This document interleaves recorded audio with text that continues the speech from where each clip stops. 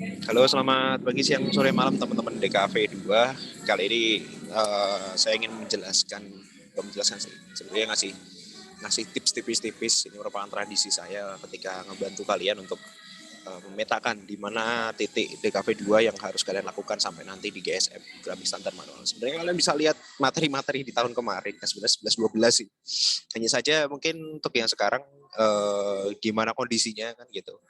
Sudah pertengahan, padahal bulan depan sudah harus UAS ya. Otomatis GSM harus sudah jadi. Dan itu memang berat, memang. Siapa bilang DKV gampang kan? Nggak ada yang ngomong seperti itu. Nggak ada yang gampang di dunia ini, termasuk hidup kalian.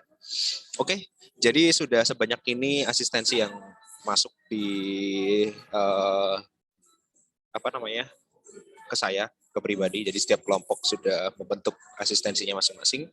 Kemudian yang perlu saya tekankan adalah ketika kalian asistensi pada step pertama, kalian akan menemukan pertanyaan-pertanyaan saya berkaitan dengan apa konsepnya, apa yang ingin kalian angkat, termasuk konsep pribadi kalian kayak gimana sih terhadap si klien. Jadi kalian sebagai desainer itu memiliki kekuatan untuk menawarkan, oh saya punya konsep kayak gini nih dengan ada klien kayak gini nih. Sehingga tidak hanya sekedar membuat keinginan klien saja atau mandatory dari klien, tapi juga mengembangkan menjadi sesuatu yang baru. Apa sih yang bisa dikembangkan dari sesuatu yang baru? Ya dari wawancara kemarin. Kalau kalian wawancara dengan baik dan benar, saya rasa akan menemukan insight-insight baru yang menjadikan konstruksi desain kalian itu memiliki ciri khas perpaduan antara kalian dengan klien itu sendiri. Sehingga kreatif brief, kenapa saya minta untuk ditulis dengan tangan? Karena ketika kita menulis dengan tangan itu biasanya ada sesuatu yang bisa kokoh gitu masuk dalam diri kita. Entah, nggak tahu itu omongan Pram tuh kayaknya bener. Kalau kalian pengen dikenang oleh sejarah maka menulislah. Gitu. Maka menulis dengan tangan itu menjadi salah satu pengukiran dalam pikiran kalian. Walaupun di dalamnya ada mandatory, saya pikir konsep-konsep yang dihadirkan itu seharusnya juga mampu merepresentasikan. Nah, dari konsep itulah kemudian dibuatlah mind mapping, nah, apalah kalian lah. Kemudian mood board sudah ada pada semester kemarin. Dan membuat thumbnail. Sehingga ketika saya tanya biasanya konsep apa yang kalian garap gitu, konsep apa yang bisa kamu tawarkan, itu semata-mata untuk mendalami gimana ide dari diri kalian itu bisa direpresentasikan dalam thumbnail, dalam logo yang nanti akan dibuat.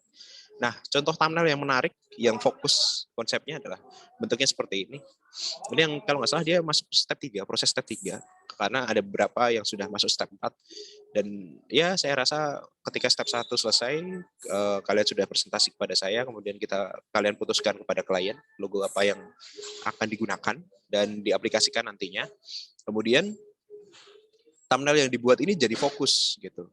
Fokus sesuai dengan konsep yang diakarkan. Biasanya saya minta revisi nih, gitu. Revisinya biasanya di bawah. Oh, revisinya apa? Revisinya dia buat nih dari thumbnail, mood board gitu. Jadi thumbnailnya bisa sebanyak ini.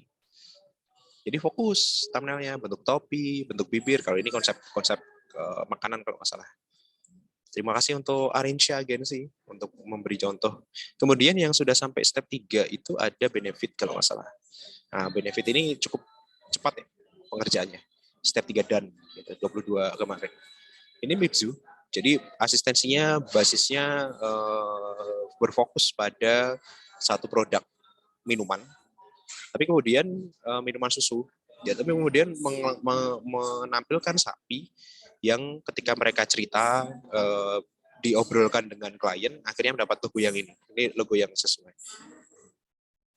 Nah, logo ini pun juga saya minta untuk diaplikasikan. Biasanya saya minta aplikasikan kayak gini. Dari grid, kemudian warna. Jadi kita bisa tahu bahwa logo yang dibuat itu presisi, nggak asal gitu. Dan itulah fungsinya di awal itu saya menanya konsep. Jadi kalau kita sudah mendapatkan ini, buat GSM itu jadi gampang. Aplikasinya kayak gimana itu bisa langsung jadi kebayang. Tinggal nanti rajin-rajin dalam asistensi grafik standar manual. Ini angkatan kalian dan terima kasih kepada Benefit Agency yang sudah sampai pada step 3. Dan juga saya ucapkan terima kasih pada teman-teman yang lain yang sudah sampai asistensi walaupun masih step 1, tapi sepertinya panjang ya. Memang bukan sesulit ini sih sebenarnya. semenyenangkan ini sebenarnya bermain logo dan konsep-konsepnya. Sehingga kalian memang diharuskan untuk memperbanyak mencari visual-visual yang ada di portofolio online. Dan ini berguna banget untuk kalian bisa mendeskripsikan menjadi sesuatu yang baru. Apa sih yang bisa ditampilkan dalam klien tersebut? Kira-kira seperti itu untuk materi tips tipis kali ini. Kalian juga bisa ngintip tips tipis yang lain yang sudah selesai. Tahun kemarin kalau salah saya minta cerita dari satu agensi yang dia sudah membuat GSM, penuh kebingungan di awal, tapi kemudian menjadi paham, oh ternyata yang dimaksud mencari konsep itu kayak gini, atau mencari identitas yang kuat itu seperti ini. Oke, kira-kira itu. Terima kasih, selamat pagi, sore, siang, malam teman-teman semua. Semoga beruntung untuk asistensinya dan mendapatkan nilai terbaik.